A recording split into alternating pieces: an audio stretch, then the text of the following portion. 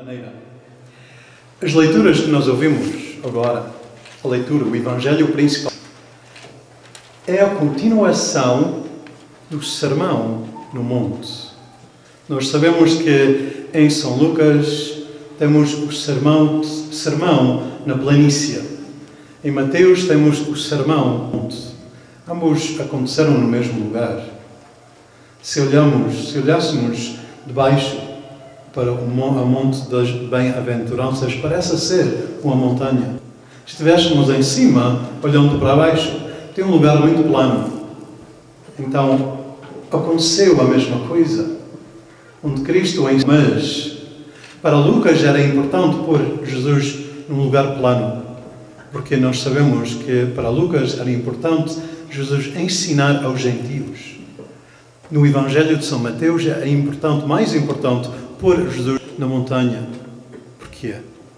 Porque para os judeus a quem São Mateus escreveu o Evangelho, era importante pôr Jesus no lugar do encontro entre o homem e Deus. Onde foi que Moisés recebeu a aliança? Os 10 mandamentos. Foi na montanha, não foi? Todos os lugares sagrados para os judeus é no monte. Até Jerusalém, embora que não é uma montanha grande, diz que é uma cidade no monte. E é mesmo, porque tem um vale de roda da cidade de Jerusalém. Jerusalém, como diz aqui, é a cidade do rei, o rei David. Mas para nós, quem é o rei? Jesus Cristo, claro. Jesus diz no princípio deste Evangelho, mas a continuação do Sermão do Monte, que não veio revogar a lei. Mas o que é que ele diz? O que é que ele fala? Verdadeiramente não veio revogar a lei até que fosse cumprido todas as coisas que veio o Messias. Quando está claro que o Messias está presente, então ele é a lei. Tudo se cumpre em Jesus Cristo. Tudo é cumprido em Cristo. Ele, ao falar das leis, aumenta a lei. Tu ouviste, quem faz isso, quem faz aquilo, vai ser condenado, mas eu te digo, a lei de Cristo é mais do que a lei do que nós ouvimos. Porque até em umas partes, Jesus Cristo diz, Moisés te deu esta lei porque queixaste tanto. Sabem que no deserto os israelitas estavam sempre a queixar? Sabem? Às vezes é como os cristãos, os católicos agora, sempre queixam. Nós estivemos agora na igreja de Santo António a unção dos doentes, porque ontem foi o dia de Nossa Senhora de Lourdes, o dia dos doentes. Então nós decidimos que após a missa íamos ungir as pessoas que precisavam, os idosos, os doentes, os que iam ao hospital, como nós fizemos o ano passado. E uma senhora disse, onde é que está isto, a tampazinha de Nossa Senhora de Lourdes? Não temos este ano, mas tiveram o ano passado. Não há queixa, não é? Nem sempre podemos agradar a todos. Nem Cristo agradou a todos. Mas claro que aqui ele fala da justiça mais importante, que é a justiça do amor. Porque é ele fala da mulher divorciada? Porque a lei não dava nada à mulher. No tempo de Jesus Cristo, a mulher era propriedade. Eu não sei se os brasileiros são assim, mas os portugueses às vezes são. Parece que a mulher é propriedade. Antigamente mais, porque elas tinham de lavar, cozer, tomar conta da casa, dos rapazes e todo. Os homens chegavam de casa, sentavam-se à espera da comida e todo. Jamais é assim, graças a Deus. Graças a Deus. Mas no tempo de Jesus Cristo, um homem podia ter chegado à casa, ou podia ter achado uma mulher em casa a fazer o trabalho. Se não agradava o que ela tinha feito, ele podia dar um contrato de divórcio. Vai-te embora. Imagine quantas vezes é que nós não ficamos contentes com as outras pessoas. Eu não estou casado, mas muitas vezes não estou contente com a igreja, com a autoridade, com a hierarquia. Mas não é fácil divorciar, sair da igreja. É impossível. Nunca devemos pensar até. E não entra no meu pensamento, claro. Mas muitas vezes digo, seria melhor se não tivesse Braintree ou o bispo. O cardeal não, é o pastor, claro. E eleva-me, graças a Deus. Mas o homem podia se despedir da esposa por não gostar de uma coisa que ela tinha feito, porque era propriedade. O que é que fazem quando têm um carro que não presta, não querem mais? Vai trocar, não é? Era assim, mesma coisa. Imagine. Então Jesus está dizendo, não sejam assim, não podem ser assim. Se queres divorciar a tua esposa, então ela tem os mesmos direitos que tu tens. Deve ter. Não veio revogar a lei, mas de pôr na lei mais para que tivessem de pensar antes de o fazer. Pensar bem que o que eu faço não é só pecado para mim, mas pode ser escândalo para o outro. Pode ser difícil para o outro. Pode ser pecado. Então, temos de pensar bem.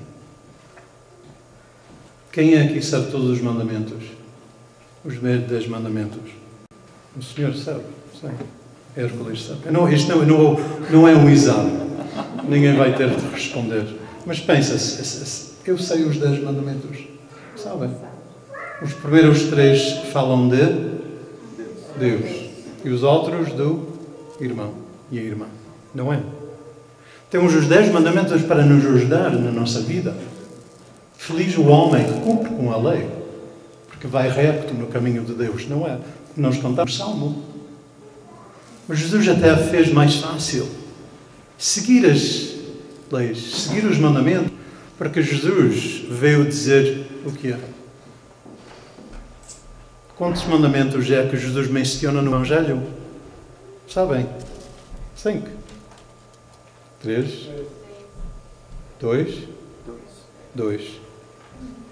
Amar a Deus com todo pensamento, com todo o coração, com todo o ser. E amar ao próximo, ao irmão, como? Como a ti mesmo. Como a ti mesmo, numa parte, e em outra parte, no Evangelho de São João, diz: ama ao próximo como eu te amo. Não é? Eis a dificuldade. Esta é a parte difícil de cumprir. Esta é a parte que Deus, que Cristo, veio aumentar na lei. Não de revogar, porque não é nada da lei de que tinham. Mas ama ao próximo como eu te amo. Como é que Deus, que Cristo nos ama? Dizem que é assim. O máximo, não é? O mais possível, que for possível. Porque se nós olhamos ali, está com os braços abertos para nos amar e para dar a sua vida. Então, ama o próximo como eu te amo. Quem aqui está disposto a dar a sua vida para o irmão? Para a sua irmã? Alguém? É difícil, não é? Muito difícil. Muito difícil. Mas é o que Jesus está dizendo aqui. E ele está falando aos discípulos. Sabemos que tinha mais do que os discípulos. Estavam muitos a ouvir. Sabemos que não, nem todos, naquele tempo, prestaram atenção, viveram a promessa, viveram o mandamento, viveram as leis.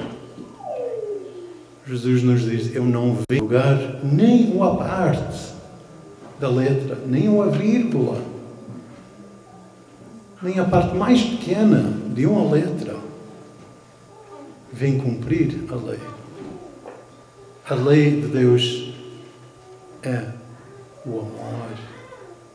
O amor. Não é dizer que nós só podemos cobrir tudo o que nós fazemos com amor. E ela condar. São Agostinho, dizem, o padre Cristiano diz que se nós dissemos que foi o São Agostinho que disse, se calhar foi São Ambrósio, o seu mestre. Mas de qualquer maneira, nós atribuímos a São Agostinho. Ama a Deus e esquece o resto. Não é dizer que eu posso esquecer todos os mandamentos, os evangelhos, a pregação do reino de Deus. Mas se eu amo a Deus, então é impossível que eu peca. Pensa bem. Se eu amar a Deus com todo o meu ser, com todos os pensamentos, com todo o coração, com todo o meu corpo, como será possível que eu possa pecar? Não é? Mas cá vem a tentação. O mais difícil é que a tentação entra e nós caímos em tentação, muitas vezes. Mas Deus nos amou tanto, deu o seu Filho para nos redimir, para que nós pudéssemos ir ao Filho e dizer, eu sou pecador. Por meio do sacramento de reconciliação, nós vamos dizer a Deus, eu sou pecador. Imagine que Deus, que tem todas as virtudes, que é o melhor em tudo, que esquece. Eu esqueço muitas coisas. Para mim não é pecado, mas é muito difícil. Graças a Deus lembrei-me que tinha de vir aqui esta noite. Se não fosse alguém lembrava. Mas imagine, o esquecer nem sempre é uma coisa boa, é? Graças a Deus que Deus não tem memória para os nossos pecados. Sim tem a memória para nos dar a graça. Sim tem memória para nos perdoar. Sim tem memória para fazer de novo a mesma coisa que fez na última ceia. Que faz todas as vezes que nós reunimos de roda desta mesa. Deus sempre nos faz o que é para a nossa salvação, para a nossa vida. Mas esquece os pecados. Que graça divina. É por isso que nós estamos aqui. É por isso que nós podemos vir a esta mesa, louvar a Deus, pedir a Deus para nós e para os nossos irmãos e irmãs. Então Cristo não veio revogar a lei, nos ensinar de uma maneira nova, mais importante. Quando leres a lei de Deus, tem consciência sempre que é a base do amor. É porque Deus nos ama que nos deu os mandamentos para nos respeitar a dignidade dos nossos irmãos e irmãs, para respeitar a dignidade da pessoa que é diferente do que nós, respeitar todas as pessoas como fossem os nossos irmãos e irmãs, porque a verdade é que são. Se nós acreditamos que todos nós somos filhos e filhas de Deus, é? Acreditamos, não é? Eu acredito que sou filho de Deus. Tu acreditas que és filho ou filho? Então qual é a verdade? Somos irmãos e irmãs de uma mesma família. Então temos de fechar os olhos à pessoa e respeitar a dignidade e amar a pessoa, porque é filho e filha de Deus. E assim cumprimos com os mandamentos, assim cumprimos com as leis e assim cumprimos com o amor, que é Cristo, que é o Pai, que é o Espírito vivo em nós, para a nossa salvação, a nossa vida eterna.